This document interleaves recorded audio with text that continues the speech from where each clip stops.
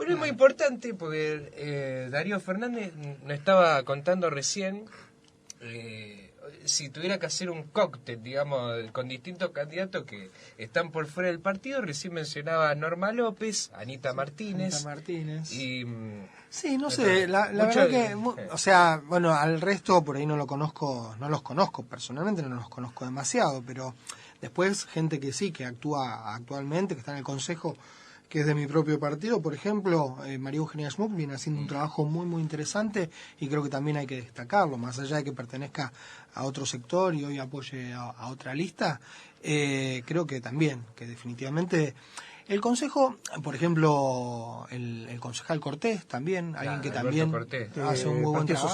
Sí. Yo creo que en ese sentido el consejo tiene buenos integrantes con capacidad y con honestidad. En ese sentido, yo creo que se ha ido mejorando mucho. Lo que yo creo que le hace falta al Consejo es reorientarse más en cuanto a su propia función.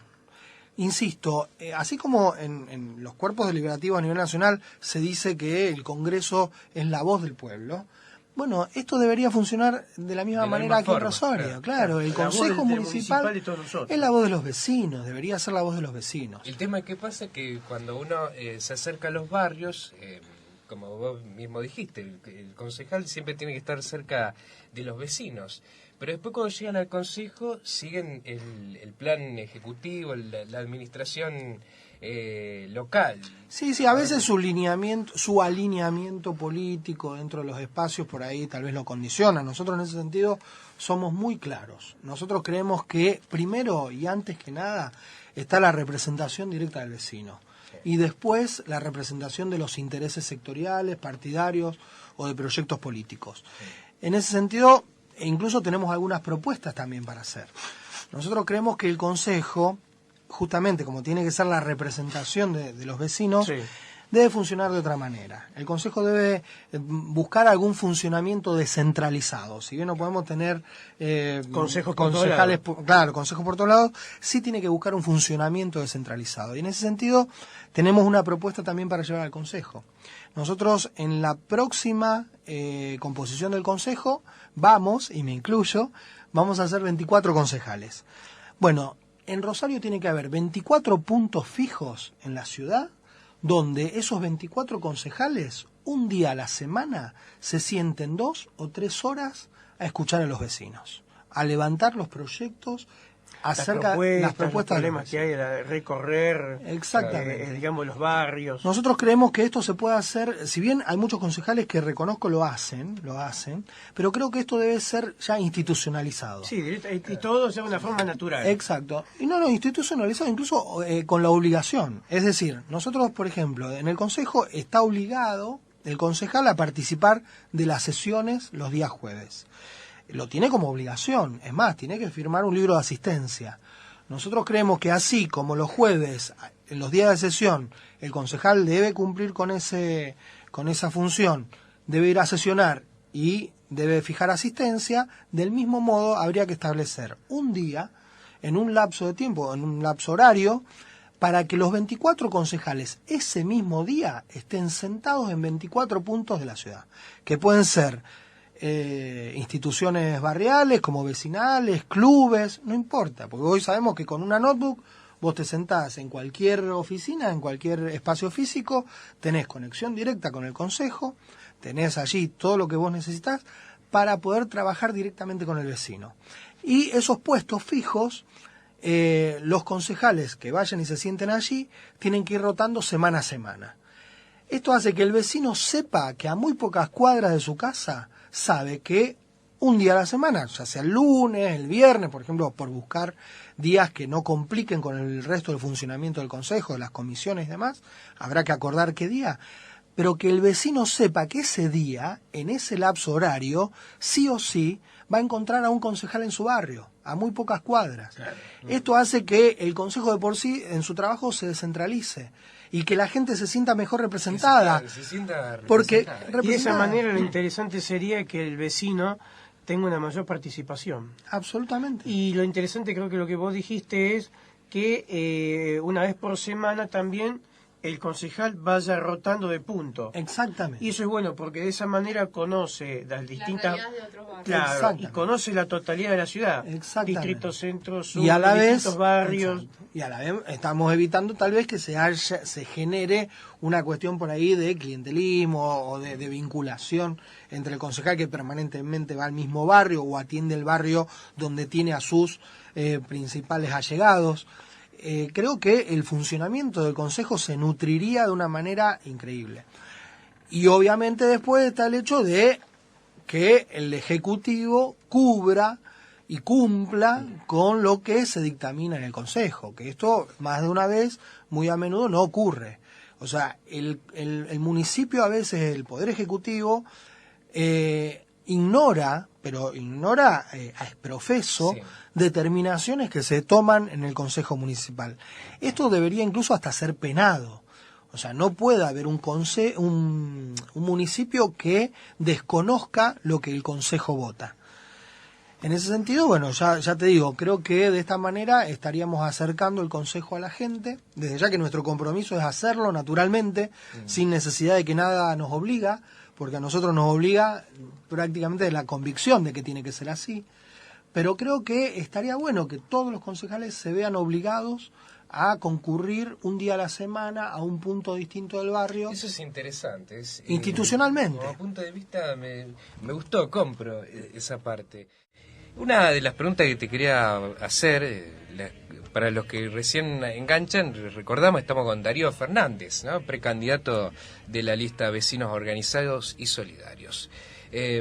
Antes de hablar de la gente que te acompaña en la lista, ¿cómo ves la posición, la gente que rodea a Mónica Fein? ¿Pensás que la intendenta Mónica Fein está siendo bien asesorada?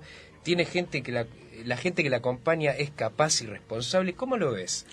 Yo creo que definitivamente, bueno, justamente una de nuestras críticas, nuestros cuestionamientos es que se han ensimismado demasiado. Creo que se han encerrado en sus propios compañeros de partido, que han perdido muchos buenos cuadros en función de el aporte que han tenido que hacer al gobierno provincial, mucha gente que venía con capacitación, con preparación, pero también esta falta de apertura, esta falta... Nosotros cuando arrancamos con el Frente Progresista era un gran convocante de actores sociales. Era un gran convocante de organizaciones y de actores sociales. Esto nutría, fortalecía al esquema de gobierno. Yo creo que eso se ha perdido. Creo que lamentablemente se han encerrado mucho en lo que es lo partidario y han ido perdiendo no solamente credibilidad, han ido perdiendo incluso una mirada diferente. Por ejemplo, a mí no se me ocurre pensar que un gobierno progresista, después de tantos años en la municipalidad, pueda seguir aceptando que haya tantos chicos en la calle. A mí me sorprende sobremanera. Yo creo que, bueno, ningún partido debería permitirse esto, ¿no? Pero tantos años en el gobierno y no haber resuelto la problemática de los chicos trabajando o pidiendo en la calle y hasta altas horas de la noche, creo que es una gran deuda social. Creo que El problema de las cloacas en zona sur y en otros lugares. No, ni hablar. Mira, El tema del mejoramiento del pavimento, el tema de la iluminación, de No los... solo el mejoramiento, la falta de pavimento directamente. la falta de pavimento. Yo he visto en algunos lugares que era antiguamente un mejorado que viene de la época de Usandizaga, Sí. y que directamente ahora se ha transformado en una especie de calle de tierra ya. Sí, El sí, pavimento totalmente. desapareció. Tal cual, porque bueno, a eso se le llama Larry, era un asfalto en frío que se aplicaba más o menos como para compensar un poco, pero en realidad el pavimento definitivo debe venir después de los desagües pluviales, por eso no se hace. Pero el gran déficit es justamente por qué no se hacen los desagües pluviales y las cloacas. En este sentido yo también recuerdo que en los primeros años de gestión nosotros le reclamábamos a los correspondientes gobiernos, que en esa época eran justicialistas, del gobierno provincial, reclamábamos que se hicieran las obras, porque por ahí excede a la capacidad tributaria del municipio, claro, emprender obras de esa naturaleza. Pero si en aquel entonces nosotros se lo reclamábamos a los gobiernos peronistas de Reutemann, Mandovey, que se hicieran, que colaboraran con el municipio, que reportaran en función de lo que representa la ciudad de Rosario para la provincia, un aporte interesante para saldar esta deuda social, ¿cómo es posible que esto hoy no se reclame de la misma manera? Sencillamente porque el Siendo gobierno que hoy provincial, es claro, provincial, o sea, debería que haber- ser del mismo palo, entonces es que tendría los que estaban en el gobierno municipal en aquella época, el propio Bonfatti, que era secretario de gobierno de la municipalidad, el propio Wiener, que era Secretario de Salud, secretario de salud, en la pero que época después de Caballero, pero de después fue Caballero. intendente. Después ellos, como gobernadores, no fueron a saldar la deuda que la provincia tenía, la deuda social que tenía con Rosario, de resolver este problema. Una vez resuelto el tema de las cloacas y los desagües pluviales, entonces sí, detrás viene el asfalto, viene la luminaria definitiva. Este es el desarrollo que necesita Rosario y este marco de igualdad de posibilidades de las que hablábamos antes. O sea, no es posible si pagan pagan impuesto igual los que viven en los barrios, en la zona periférica de la ciudad, en los barrios, que los que viven en el centro. ¿Cómo no proveer de la misma calidad de servicio? Eso habla de una desigualdad.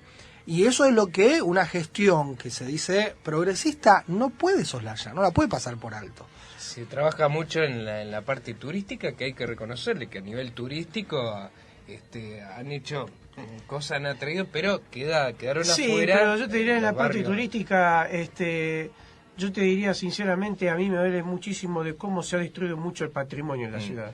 De gran cantidad de edificios realmente históricos y la esencia de la ciudad que se ha perdido. Ese era el verdadero turismo. Porque el preservar los edificios históricos, Eso era un el punto patrimonio y la estratégico. identidad de la ciudad, porque hay una cosa que yo siempre le voy a reprochar al gobierno municipal, al socialismo, es que a mí me destruyeron la identidad de la ciudad. Y eso es lo que a mí me duele. Porque hablamos tanto del tema del turismo. Perfecto, el turismo tiene que ver también con la cultura, la historia, la identidad de la ciudad, lo que muestra al mundo. Si tanto decimos que mostramos al mundo, una de las cosas era esa, y se destruyó esa identidad. Hemos hecho la gran especulación inmobiliaria de 2.000, 3.000, 5.000 torres por todos lados.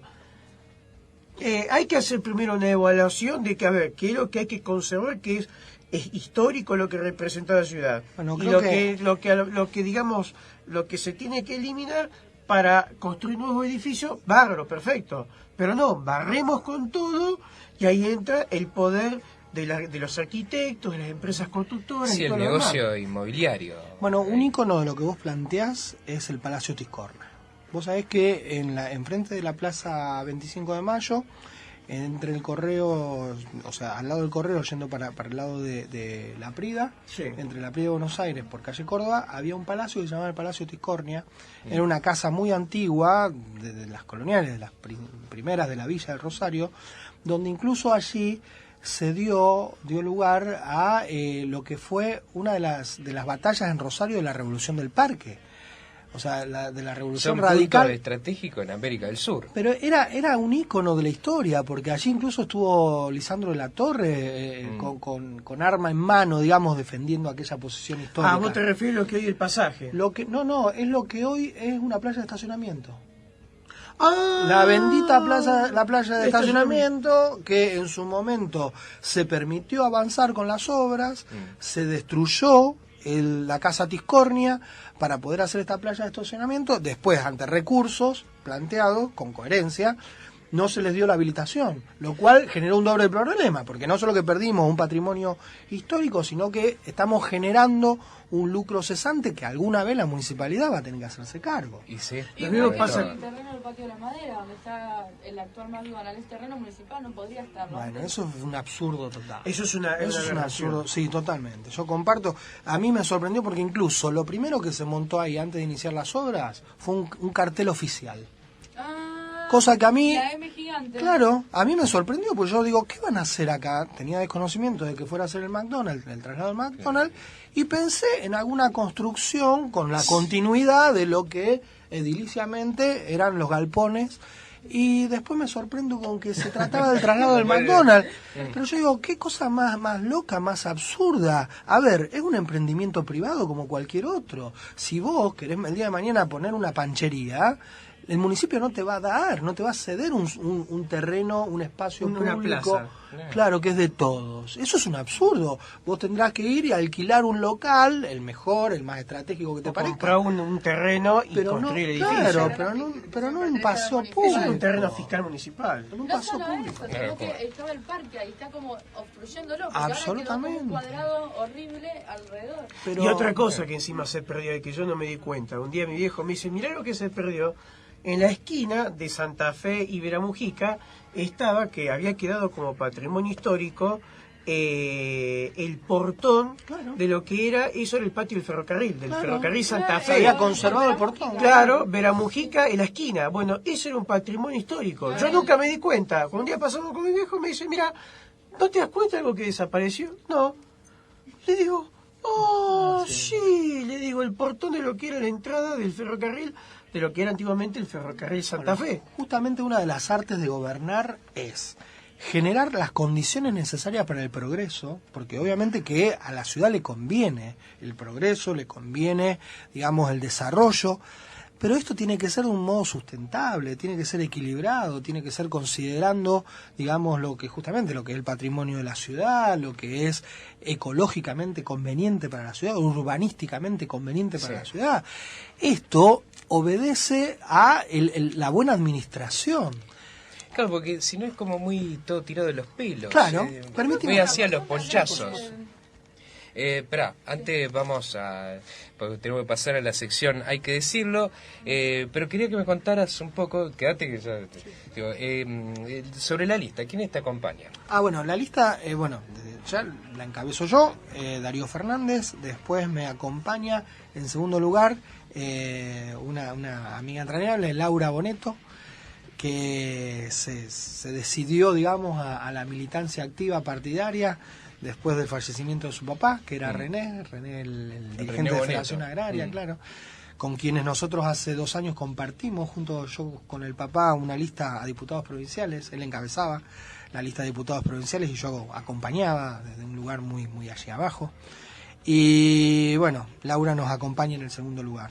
Después viene Carla Rolón, de la que hablábamos antes, integrante de la agrupación de estos chicos de la 14 bis, de la juventud del partido, muy jovencita, pero con mucha polenta, mucha idea, mucha vocación. Y después viene Cristian Birnes, que es un militante barrial de la... Bueno, se conoce, nosotros la denominamos la seccional 15, pero sería la 13 policial, un militante desde la juventud del partido. Después viene Gaby Zambruno. Hay una composición muy variada de referentes y de actores sociales, militantes partidarios. Creo que ha sido, si bien es muy novel, el único que tiene experiencia, digamos, en alguna gestión fui yo, por haber pasado estos 2 años en el Consejo que contaba antes, pero con mucha convicción, con mucha idea y con mucha voluntad. Nosotros venimos a hacer un aporte, no venimos a pretender romper nada, muy por el contrario, pero sí a sentar un mojón para señalar alguna desvirtuación, no es la palabra, pero el hecho de que se haya desviado el camino de lo que era el frente y de lo que era el protagonismo de la Unión Cívica Radical dentro del frente. Y esto nosotros lo venimos a reivindicar. Nosotros venimos a reivindicar esto. Nosotros venimos a reivindicar que el radicalismo, donde encabeza el frente, funciona mejor. Y lo decimos sin ningún tipo de prurito. Lo decimos con todas las de la ley. En la ciudad de Santa Fe ganó el Frente Progresista con Barleta en la primera gestión de gobierno y después con Corral. Y funciona muy bien. La gestión es brillante. La gestión de Palo Oliver, lo reitero, en su segundo mandato en Santo Tomé también. La gran mayoría de las comunas y de los municipios de la provincia de Santa Fe donde gobierna el Frente Progresista es gobernada por radicales. Entonces no entiendo por qué la dirigencia del radicalismo acá en Rosario insiste en prácticamente someterse a los designios de nuestros aliados, que son esos, son aliados y nosotros queremos seguir siendo sus aliados, pero en una relación de fuerza totalmente distinta, en un funcionamiento del frente totalmente distinto. Por eso nosotros lo decimos como latiguillo, pero es concreto. Nosotros venimos por un cambio radical dentro del frente. Queremos un cambio radical dentro del frente.